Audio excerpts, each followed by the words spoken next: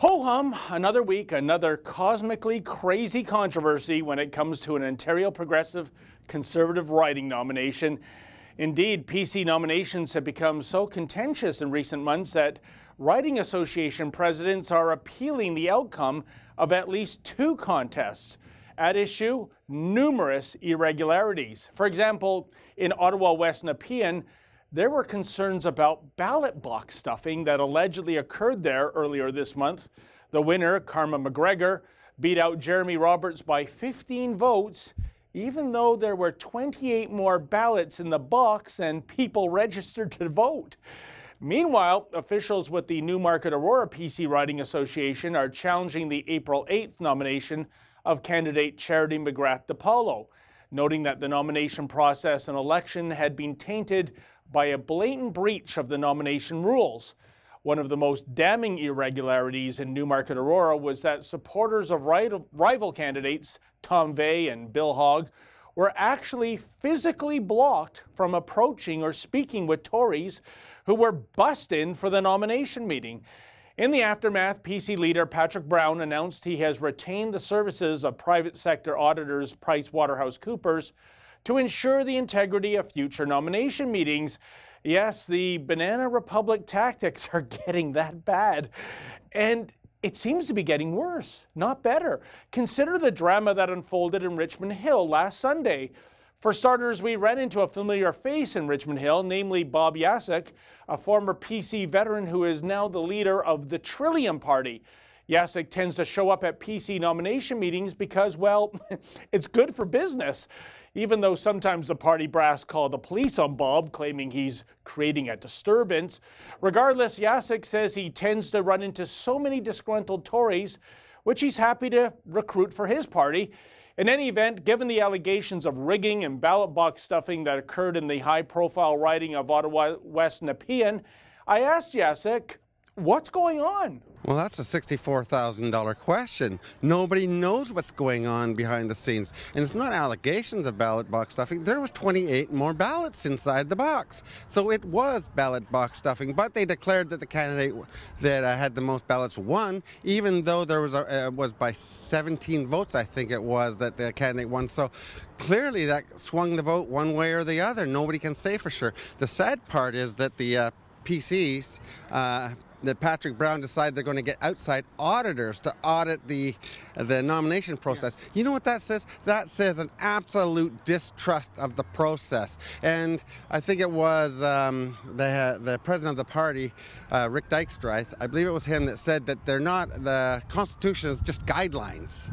It's not the rules, it's just guidelines. And well, clearly they're flexible guidelines. And I don't think the membership is liking it too much. Perhaps just as ominous as the ballot box monkey business is the ongoing infiltration of Liberals into the PC party. And why wouldn't the Liberals come into the PCs? PCs are indistinguishable from the Liberals. I challenge anyone out there to find a policy that Patrick Brown has or Kathleen Wynne has that's different from the other. Oh, and if you happen to be a social conservative, newsflash, you are persona non grata in the Ontario PC party these days.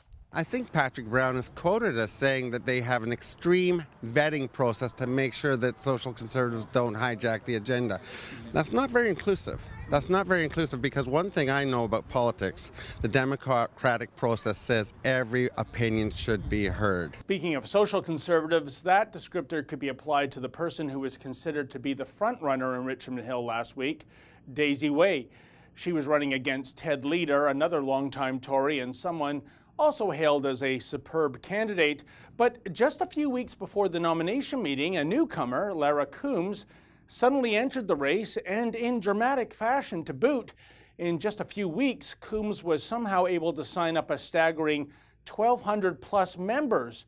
Joe DiPaolo was also there, a supporter of Coombs and the husband of Charity McGrath DiPaolo, the winner of the hotly contested Newmarket Aurora riding.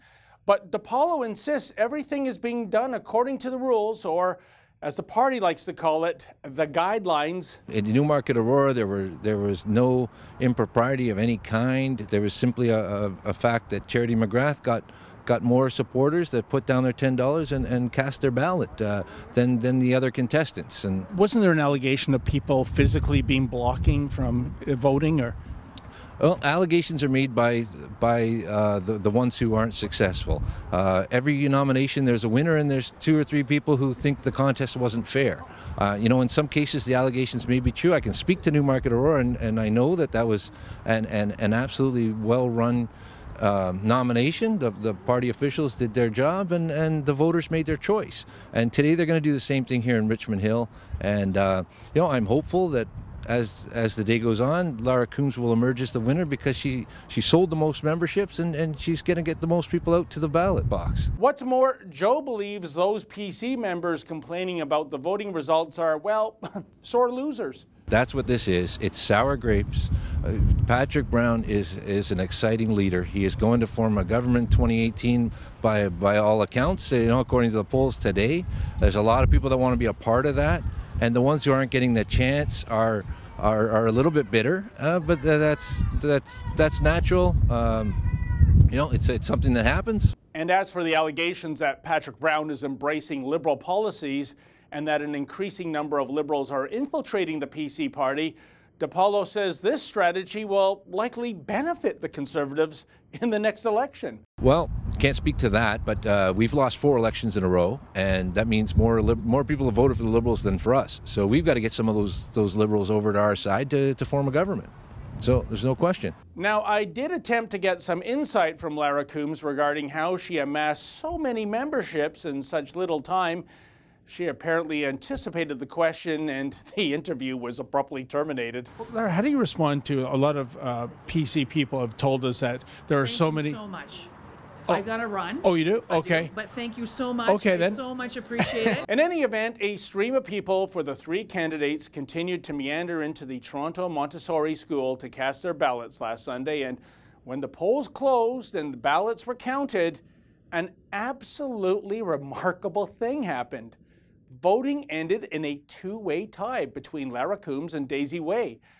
Now, under the rules governing candidate nominations, the tie-breaking vote went to Riding Association President Al Itwar, and Itwar chose Daisy Way. The Coombs camp was not happy, but as if a dead-heat tie was not bizarre enough in its own right, there was a surreal epilogue to this tale.